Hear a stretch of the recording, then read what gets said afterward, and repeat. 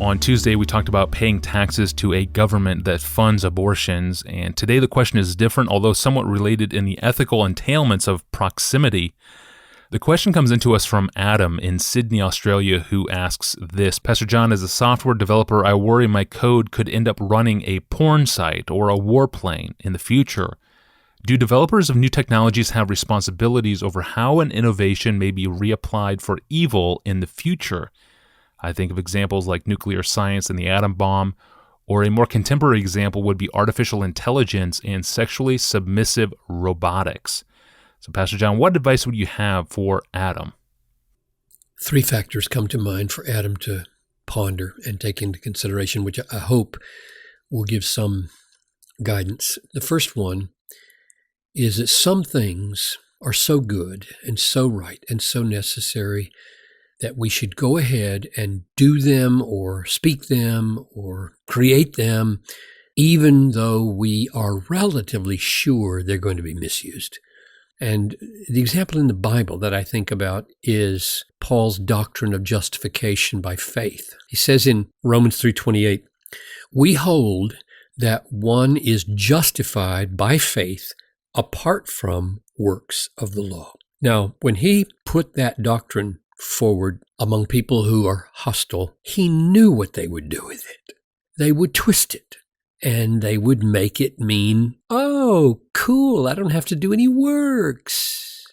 So, Romans 3:8, why not do evil that good may come, as some people slanderously charge us with saying their condemnation is just. So Paul was being accused of saying, let's do evil that good may come, because he taught that law and law-keeping are not the foundation of our justification before God. Same thing in Romans 5:20, where sin increased, grace abounded all the more. What then?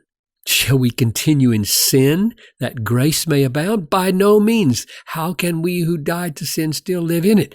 So Paul knew on various hands. So did Peter, by the way, when grace was turned to licentiousness in 2 Peter. Paul and Peter knew that when they preached the truth, the whole counsel of God, there were glorious aspects of it that would be twisted and misused to people's very destruction, just like an atom bomb. In fact, my guess is more people are in hell today because of the twisting of Paul's language than from the atom bomb. I think I could say that with pretty serious degree of confidence, that the false teaching of depending on works has damned more souls than the atom bomb ever destroyed. And yet Paul went on teaching the truth.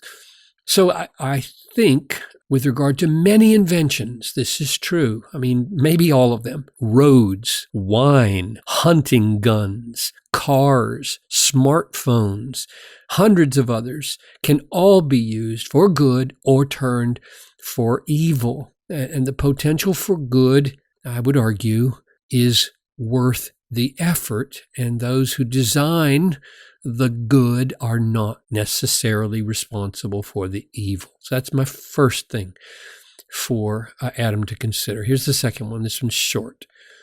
A second thing to ponder is whether the code that he's working on, or whatever that we develop, bring about, is minimally useful for good and maximally useful for evil. In other words, there's a certain proportionality that should figure in here. A tiny possibility of some good and a huge possibility of much evil would, I think, cause a Christian to put his creative efforts in another direction. And here's the last one, the last factor to take into consideration. Are there controls that can be attached to the invention that would limit its misuse? Something like patent rights or the like. I don't know the laws here or the possibilities, but the principle holds that if you bring something into being that could hurt others, it would be justifiable and loving to find ways of limiting the misuse of the invention. Here's an analogy I thought of. Truett Cathy created the Chick-fil-A sandwich. It's a good sandwich, especially the spicy one. And he maintained such control over this sandwich that you can't buy one on Sunday. Why do you do that? Well, he just said, that's a use I don't want to be made of my sandwich. I don't want my sandwich to be used that way.